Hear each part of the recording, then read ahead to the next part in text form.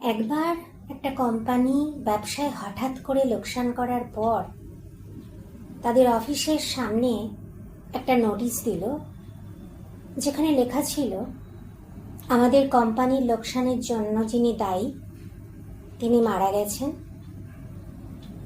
তার দেহটি একটি কফিনে রাখা হয়েছে, কেউ দেখতে চাইলে দেখতে পারে। পরের দিন অফিসে যারা এসে এই নোটিশটা দেখল, প্রথমে তারা সহকর্মীর মৃত্যুর খবরে খুব দুঃখ পেল। তারপর তারা কৌতূহলী হয়ে একে একে সে দেহটিকে দেখতে গেল।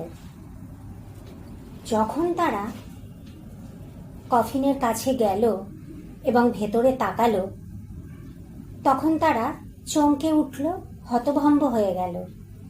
কারণ কফিনের ভেতরে আসলে একটা আয়না রাখা ছিল, যাতে তারা নিজেদের চেহারাই দেখতে পাচ্ছিল। আর আয়নার পাশে একটা কাগজ রাখা ছিল।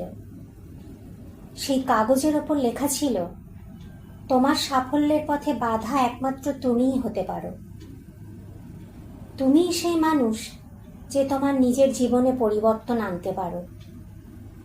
তোমার চারপাশের পরিবেশকে বদলে তুমি নিজে পরিবর্তিত হতে পারবে না, যতক্ষণ না তোমার নিজের ভেতরকে তুমি পরিবর্তন করছো, তোমার নিজের আলোয় তুমি আলোকিত হচ্ছ, তোমার নিজের ভেতর থেকে সাফল্যের খিদে আসছে।